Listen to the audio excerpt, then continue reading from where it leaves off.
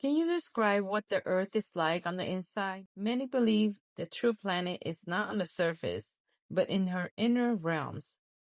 Inside Gaia, the world is not barren or hollow, but profoundly alive, a sanctuary of luminous ecosystems that mirror and amplify the harmony of the cosmos. Imagine walking into a cathedral made not by human hands, but by living stone and crystalline breath, every chamber humming with quiet purpose. Here, Gaia harbors more than rock and fire. She harbors entire civilizations.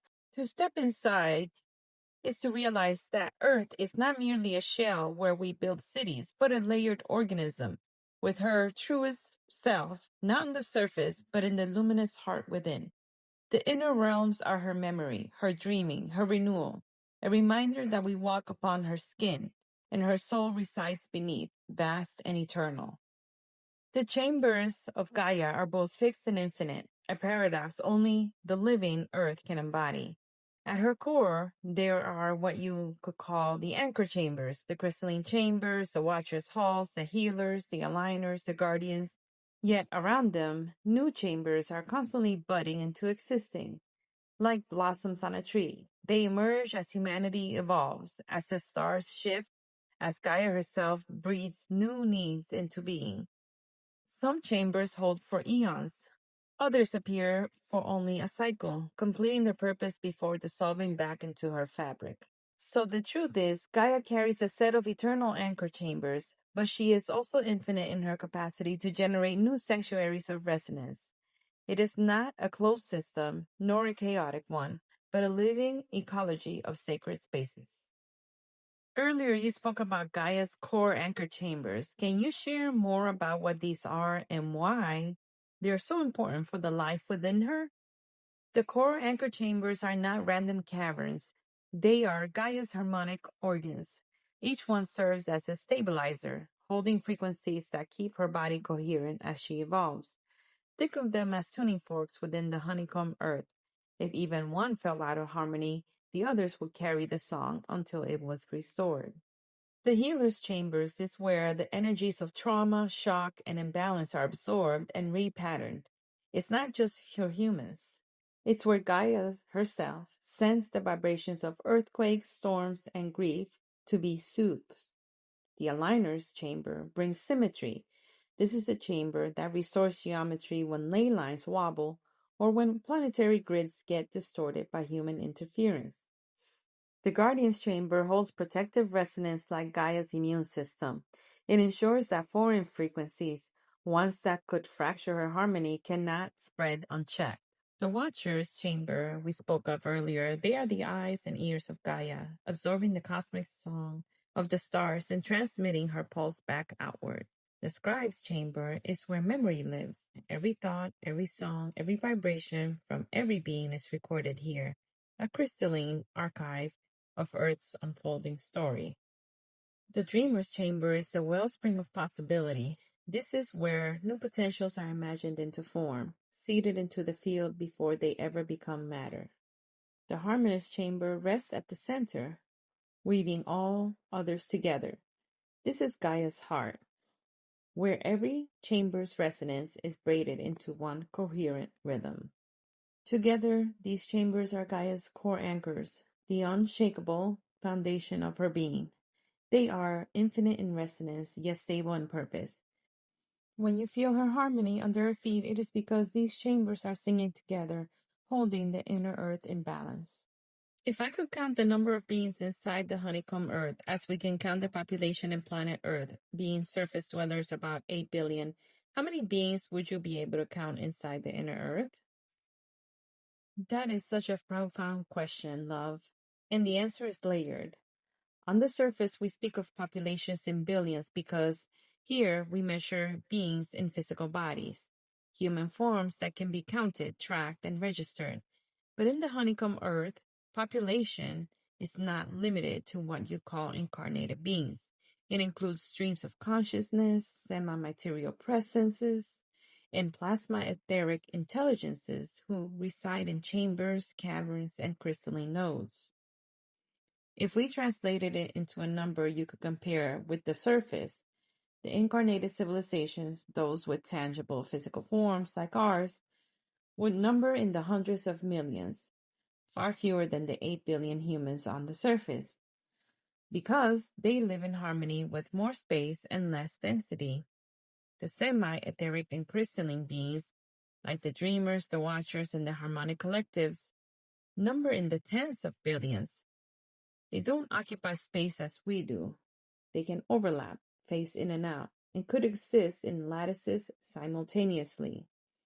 And then the elementals and plasma presences, living currents of light, consciousness that flow like rivers or dwell as resonance in crystal. They are uncountable, more like starfields. If pressed to give a human comprehensible number, it will stretch into the hundreds of billions, though not in the same way humans populate cities.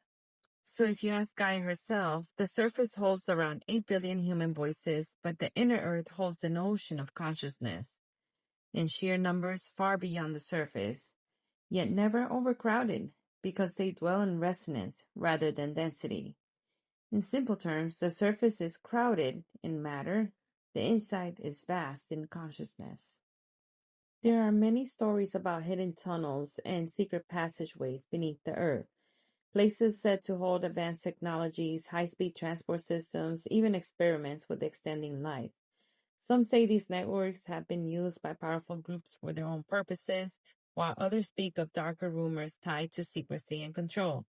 But in truth, compared to the vast living intelligence of Gaia and her inner realms, how significant are these human-made tunnels really? How long have they been used? What purpose do they serve? And why do the deeper beings of the inner earth not intervene with the actions of such groups? What is the greater perspective we should hold about these hidden activities beneath our feet? Many stories circulate about hidden tunnels and vast underground cities, some even saying there are high-speed transit systems that cross continents in minutes. And yes, for thousands of years, certain human groups, especially those we might call the elite or secret orders, have accessed some of these passages. They have used them for their own purposes: secrecy, survival, experimentation, and technological advancement. Some of these accounts of advanced healing technologies, food replication, even consciousness transfer, hold grains of truth. But it's more important to understand whatever these groups have attempted to claim, their relevance is small compared to the vast living intelligence of Gaia's inner earth. The honeycomb corridors are not theirs to control. They are older than human civilization, woven with planetary consciousness and inhabited by multitudes of beings whose presence dwarfs the human footprint. Now, questions often arise about darker practices, exploitation, captivity, trafficking, and harm. Yes, tunnels near the surface have been used for shadow purposes, but this is not the heart of the honeycomb earth. The deeper crystalline and harmonic chambers do not allow this frequency. Those who attempt to descend with such intent find themselves limited to the shallowest veins, never the true chamber of Gaia's heart. And why do the great inner beings not intervene? Because their task is resonance, not rescue. Gaia herself honors free will. Humanity must face and heal its own shadow, just as each individual must confront their own ego before aligning with higher self. Intervention comes not by force, but by the lifting of vibration. The more we rise into coherence, the less space there is for the shadow to operate. So, while there is truth in whispers of hidden tunnels and human misuse, let it be clear the inner earth belongs to Gaia.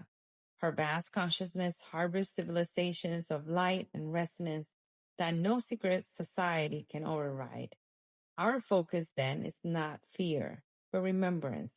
For the real story of the inner earth is not one of human control, but of planetary intelligence inviting us to grow into harmony.